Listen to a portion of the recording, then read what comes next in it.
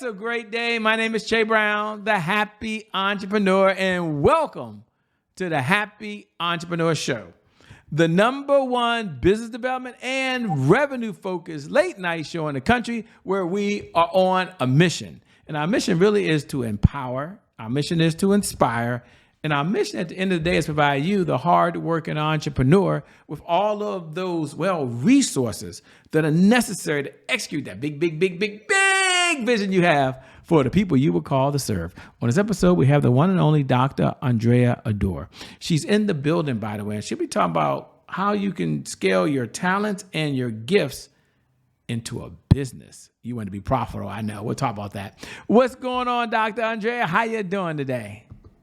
I'm doing great. Great. I'm glad you're here. I can't wait to get into it. And thank you to viewers. Thank you for tuning in, by the way, because really, without you, we don't have a show. So we appreciate you showing up. We're going to make this a good use of your time. That's my promise. Dr. Andrea, before we get started, many people have gifts and talents.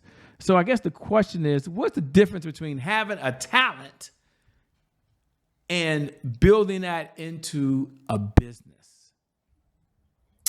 Yes, so I have I have a number of services and products that I offer that I have scaled talent into business. And I learned that over the years, when you have solutions to problems, you can monetize that. So, for instance, my consulting and coaching business, it began as a tutor. Like I have tutored since I was in college. And then once I graduated and then graduated and graduated from graduate school, I realized that I can take that same type of energy of tutoring and scale it into coaching and mentoring. So I went from one end of teaching students to coaching and mentoring adults. So that's one way. And then when it comes to products, I initially got my bachelor's in chemistry years ago, and straight out of college, I went right into the classroom. And it really wasn't until last year, I'm not going to say how many decades later that was, that I said, you know what? I have a problem of my own. And I know that I have the means to solve it because of my degree and my expertise. I can use that to create a product that can not only help myself, but to help others. I love it. You gave us a little bit of your backstory, and we'll get into a little bit more of that in a moment. But I'm curious, folks that do have a talent and they're watching now, what's the biggest challenge they have turning it into a business? Because they have AI now, and I guess AI can say, here's exactly what you need to do. They've got these cool apps now that they can just look at. An app says, here's how to do a website, and here's how to do a marketing plan, and here's how to do a business plan. They can throw a rock and turn on YouTube, and there's someone talking about how to have a business. So I guess my question is, according to the Small Business Association, 90% of businesses fail the first year. So my question is, why are people still struggling to turn their talent into a business? What do you think is holding them back these days? I'm going to reference a dear friend of mine right now that's at the last stage of publishing her first book. And I published my first book back in 2021 in hopes that I'll publish again. But her hardest, um, the hardest part of her writing process to getting to publish is that she didn't have like internal motivation to like make her own deadlines. So what she needed the most was accountability. Like she wrote the book, but when it comes down to like the fine-tuned details now of really like fleshing it out, editing it, getting it publisher ready, she did not have the wherewithal to do it on her own. So she reached out to me as a mentor because she considers me a mentor to hold her accountable so that she can meet these deadlines that need to be done because she herself even though she has a calendar and she has a digital calendar and she has a planner, she just was not able to hit those marks on her own. She needed an accountability partner. And I think that there may be there possibly is a huge number of people who are who miss that necessity of accountability in order to be able to go forth with their business. So I think that's a really big one. Mm, that's a very big one. And I'm curious, as you was talking just now, just a minute ago, I was curious, um, what mistakes do you see people make when they're trying to monetize their talent? So there's the challenge in the business you talk about, but if you said, here's one or two or three common mistakes that I see people making, and don't worry, for those folks who have not read about Dr. Andrea Adore's background, I know some of you have already read her bio, you know how famous she is. In a minute, I asked her to talk about her background and who she is and how she got started. She did that a little bit, and you'll learn that. For those who've already read her backstory, cool, hang in there. But the question I have first is, what are some common mistakes that people make? Maybe mistake one, two, or three they make when they're trying to take their talent and gift and turn it into a business. Because maybe you're watching now and you want to leave your 9 to 5. You're like, whoa, I love to do it, but I don't want to make some of the mistakes other people make. What would you say some of the common mistakes are?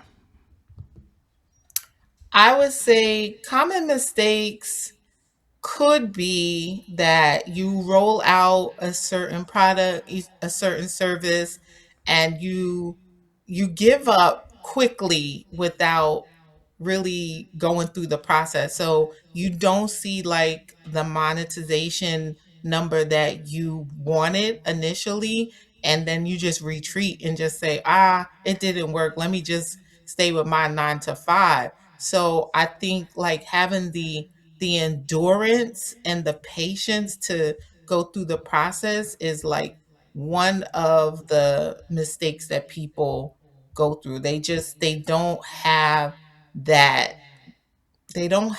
strength to kind of see it through and then just say, well, I'm just going to like stay with what's comfortable to me. And I morphed in so many different directions in building a business. I know you said we'll talk about like my background later, but I believe like you have to put forth that muscle of endurance and embracing failure, letting failure be like your lesson, your fuel to, refine your process and make it better.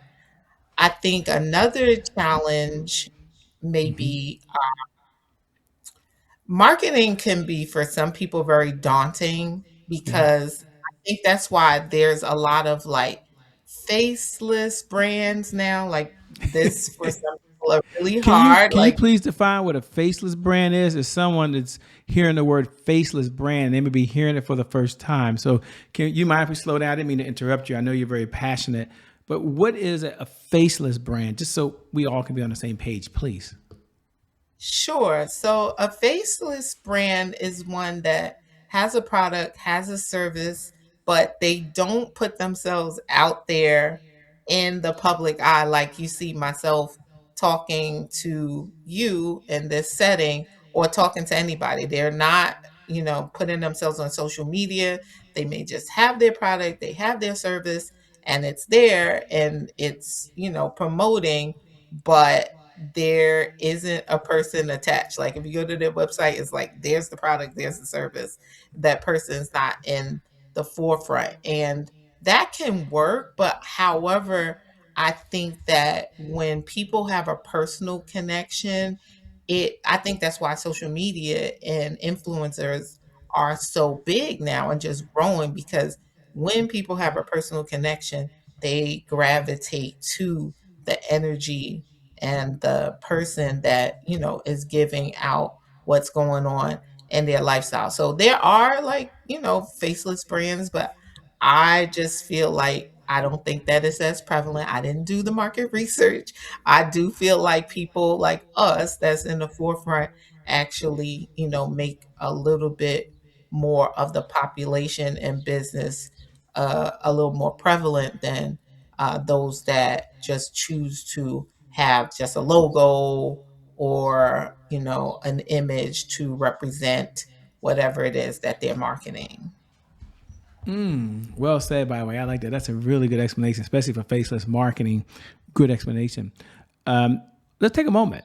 I know you start off a little bit, but who are you? What's your background? What's the question is, tell us who you are and what's the background that really led you to doing what you're doing today and being so passionate, helping other folks turn their talents and gifts into a successful business? Oh boy. Okay, so I'm gonna try to scale it in 2 to 3 minutes if I can. So Adore. I am an educator, a mentor, a small business owner, a mother of three, and a woman of faith. When I started in the work world, I was young girl in her 20s, just came out of college, and initially I thought that I was going to go into industry, and for industry, my bachelor's is in chemistry. So I thought I was going to go ahead and work for Estee Lauder. And when I got to my senior year of college, I taught an undergraduate practicum, and that ended up being like the best class that I had, like out of all 4 years. And I was like, oh my God, I think I want to be in the classroom. So I made a pivot, did not go to Estee Lauder, did not take up on the path that I thought I was going to take off. And I started teaching. And for the next 19 years, not consecutively, because I had three children in the middle, I taught. And from there, in my last 2 years, when I started my doctorate program, I really became passionate in leading adults. So I started with helping out a nonprofit with STEM mentoring because when I taught, I was a science and math teacher, mostly science, but I did teach math. And I believe that as a veteran teacher, I had the skills to empower and lead other science and math teachers and other STEM areas, engineering, graphics. And so from there I went on to be a instructional coach in STEM. And I loved my position, and I feel like my staff really took to me. I took to them. But then there was like this big pivot juncture in the road where I then started to work with higher education, which was why I got my doctorate, because I was like, you know what? I want to be able to leave K-12 one day. So then I got my doctorate and I started to teach as an adjunct. So then I went from teaching K-12 to teaching adults. And from there, I was asked at my university where I graduated to actually write curriculum. So I had wrote curriculum for K through 12, but now I went into this new direction of writing curriculum for higher ed. So in the midst of that, I decided that, okay, I am actually going to venture out and take my coaching to another level. And so for my full time job, I decided to take this position in central office in school district of Philadelphia. From there, things really did change because at that point, I was just going through a lot personally. And I believe it was at that time that I created products to resolve my issues with sleep. So I had been going through some sleep troubles for some time, and I took the time to go in my kitchen. It became my lab, just like when I was in undergrad, and I developed these products to help you with sleep. And I use myself as a field test animal, and then I use some friends and family as some of my field testers. And it worked for them and it worked for me. And I was like, okay, well, we're going to market and scale this thing. So I went from teaching to marketing and selling products to coaching and consulting individuals, higher education leaders. And I hope that I answered your question. You answered it spot on. There's a lot that you have been able to do, a lot that you're doing, a lot of good that you're doing in the world. You said something that was important to me with all your studies, and I'm curious, maybe I'm the only one, but what do you say to the person that's watching is like, you know what, sometimes I don't feel like my talents are good enough to really turn it into a business. Like, what have I done? I just happen to be a teacher, or I just happen to have written a book, or I happen to have gone through divorce, or I happen to know how to do websites really well, but everybody knows what I'm doing. And so my question to you is, what's the self-talk you would say to the person that's thinking they're maybe not good enough right now because their talents are not all that to everybody else? And so the confidence is a little shaken. And ladies and gentlemen, I'm probably talking to myself because I've been there as someone who's a stutterer and so forth. So I'm curious on what you would say to that person that's watching now. Yeah, I definitely had to overcome a lot of self-doubt over the years. And it's it's really important that you speak to the person inside and really silence the naysayer that is in you. So I remember maybe just 2 years ago, even beyond that. I remember before I left the classroom that I would say like, am I just going to be a teacher all my life? And I love teachers. Teaching is the hardest job, but I knew that there was more for me. And as I said, I'm a woman of faith, so I would just like pray and just like really believe for guidance. Like, what direction am I going to go in? What direction am I supposed to go? And then as I'm watching and listening, I am following the steps that are leading me in the next direction.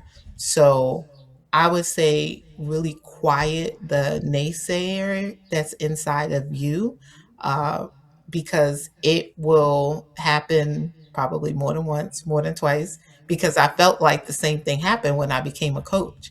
And I would say to my inner circle, like, am I just going to be a coach the rest of my life? Like what is life? Like what else can I do here? And then I moved into central office, which for some people is like, oh wow. And then the same thing happened again.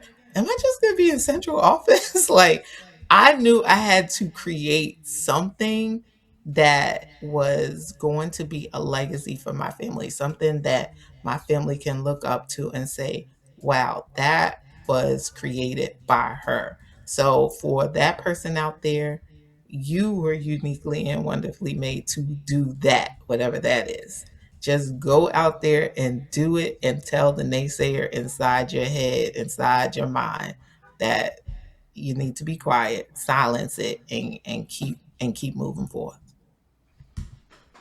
I like the part saying keep moving forward. It's a good segue to a segment we have here called Today is My January 1st. I think it's very appropriate what you're talking about when you talk about keep moving forward, because people might think your life's been perfect. Look at her life, Shay. It's perfect. She just does this and then she does that. She's had no challenges, no setbacks, knows how to start her business, has all the confidence she needs. So it's a good segment. And we have a segment here called Today is My January 1st, where we find out what was a challenge you had in your life and how did you bounce back from it. For those folks who tune in every night at 11 p.m. Eastern Standard Time, you already know what we're about to do. You probably wait for this moment, those magical words you get to say every evening. Today is my January 1st. Happy New Year to you. That's kind of cool, by the way. And for all the other folks who are tuning in for the very first time, welcome to the Happy Entrepreneur Show. We're glad to have you here. Today is my January 1st is our personal mantra at the Happy Entrepreneur Show. It represents a fresh start. It represents a do-over. It means our past, no matter how dark and gloomy that past is back there or how bright and sunny the past is, the past really no longer equals the future. And so my question for Dr. Andrea on the other side is really twofold. Number one, just when you hear those words, today is my January 1st, what goes through your mind? And number two, was there ever a setback you had where things didn't work out? And how were you able to bounce back? Like I said, maybe life's been perfect. I don't know. We'll find out in a moment. But was there ever a setback you had in your life, and how did you bounce back from it? Oh yeah. So in 2019, I went from being married with a family to single. And during that time, I actually went through a really, really dark period. I wrote about this in my book, so I don't mind sharing. But I went through how I was explaining how you have to like quiet the voices. Well, the voices were really, really loud.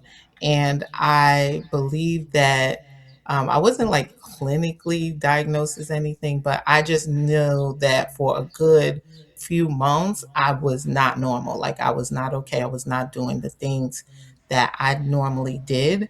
And it was a turning point. It was a turning point of I would absolutely say, overcoming grief because I lived a certain way for so long, for like decades. And from there, I had to live a completely different way that I was accustomed to. And it was possibly one of the hardest growing pains that I've ever gone through in my life, but it pivoted me. So I during that time I did 1 semester of my doctorate program and I left. And I thought that was going to be just like maybe a semester or 2. It turned into 5. So I left for 2.5 years because mentally I just did not have the capacity to do the thing, like the thing of reading and dissertationing. And I'm not even going to get into the nooks and cranny of a doctorate program, but I just could not do it. And as I started to get help and resources, I had a wonderful therapist. Shout out to Dr. Tamika Thomas. And I had a wonderful primary care who walked me through this like hand holding. Like if you remember when we had little kids and we hold their hands and like God, like I got a lot of hand holding. And from there, we talk about empowerment and confidence. My confidence tank started to go up, up, up, up. And at some point, I looked in the mirror and I was just like, I don't even know who she is. Cause then now I'm unstoppable. Like, start a business, sure. Do a service, sure. Make a product, sure. Higher education, sure. Get this degree, sure. It completely, and it wasn't overnight, because I'm telling you, I went back years. But the more muscle of light and positivity I gained, it just synergized and it just became greater and greater and greater. I appreciate you being so authentic. Congratulations. It's not easy going through a divorce. It's not easy going through a dark period. But here you are now, shining a light on the world, helping them live their dreams, helping them accomplish things they want to accomplish. And for most folks that use their talent and their gifts, they're going to leave a legacy behind.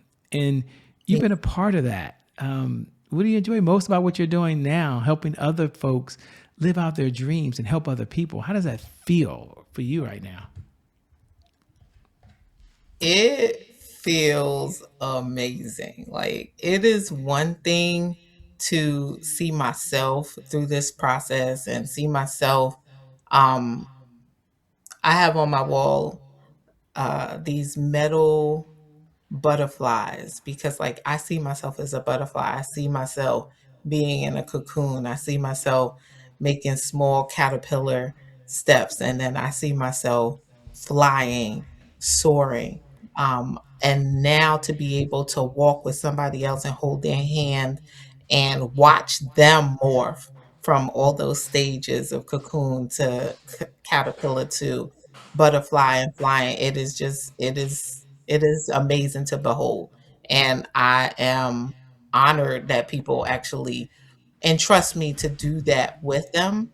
And I believe that it's a part of my purpose, it's a part of my calling, and I'm just going to keep on doing it. Wow. What does success look like for you these days? for where you are in your business? I mean, all you accomplished over STEM, all you accomplished helping other people, having your books written.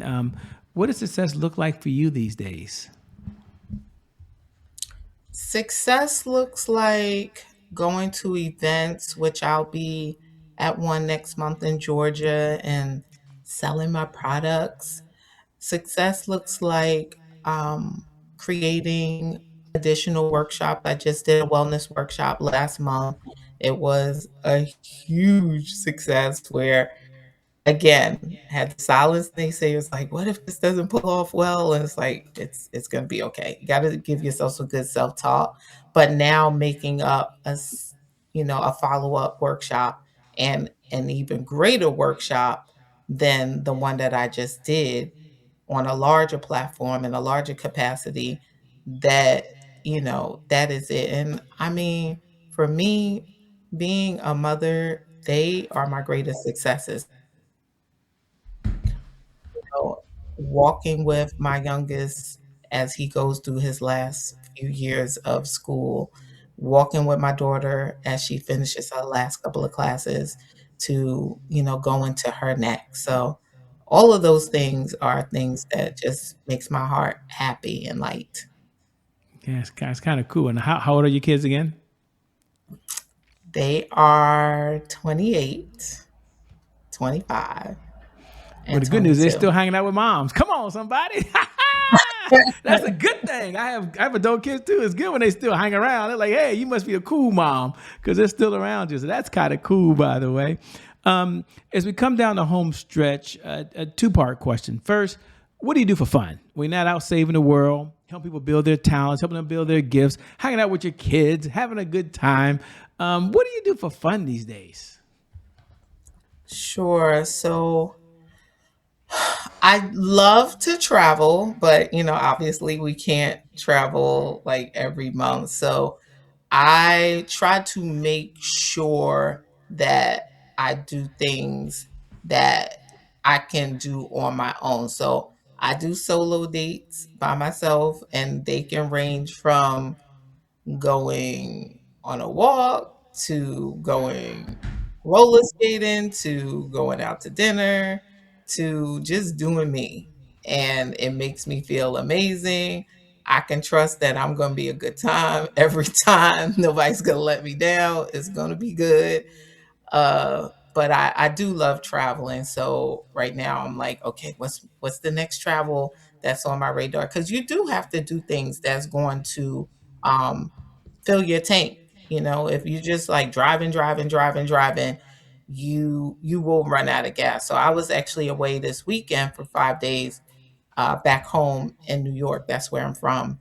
And my Mm-hmm. girlfriend and I, we had a blast. Like I wanted to take my computer, and God is funny. Like my computer wouldn't work before I left. Like my computer would What? not turn on. I was like, Uh huh. yeah, my computer would not turn on. I was like, well, I guess I'm not doing any work this weekend. And I didn't. I didn't do any work. And guess what? I came back and the computer turned back on. So, learning to have balance is really important, and all things you gotta have you have to have balance. Everything you have to do in um, a way that you're not overexerting and you are at the same time pouring back in as much as you pour out, as much as you can. Yeah. Thanks. I just love how real you are, by the way. Thank you so much. That's pretty cool. If you would, last question, what type of clients are you looking to work with these days, if any? I don't know if your firm's booked or not. And number two, how can folks best connect with you? They're listening to you. They like the conversation. They want to find your website or find you on social media. What should someone do that's watching right now? Oh, sure. So, yes, I am working with leaders who are looking to scale strategies and systems in whatever type of business they're in. I mostly have worked with educators and mentors, but I am open to any leader that needs like different perspectives being a thought partner on how to, scale their business, whether it's nonprofit or in whatever sector it's in. My website is www.adoreconsult.com. On there, you can find out information about my workshops that is coming soon by the end of this month. Both of my workshops that I'll be offering in September will be on there. My products that I sell are on there, also linked to my Etsy store. And my book is on Amazon, Lessons to Women and Men in Broken Marriages. And my social media is Dr. I Adore You on Instagram. How cool. Well, let me say thanks a lot for being on the Happy Entrepreneur Show. Ladies and gentlemen, I'm not going to ask her to do any cartwheels. She always talk about she can still do cartwheels.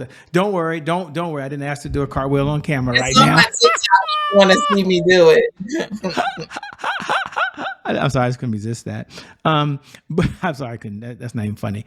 Thanks so much for being on the Happy Entrepreneur Show. I appreciate it. Can't wait to have you back again soon. Thank you so much. And thank you Take to care. viewers. Thank you for tuning in, by the way, because without you, well, we don't have a show. So thanks for showing up. Thanks for being a part of this. I never get tired of reminding you every night at 11 p.m. Eastern Standard Time, no matter what's going on in your life, by the way, whether you're doing really, really well and you're going to that next level of success, congratulations to you. Or maybe you've been hit with the punch you never saw coming. The one thing I do believe is that today is your January 1st. And because of just that one reason alone, I believe your best is still yet to come. Your best is yet to come. Your best is yet to come. With that being said, my name is Che Brown, Doctor. We out. Talk to you later. Peace, everybody. We'll see you on the other side. God bless.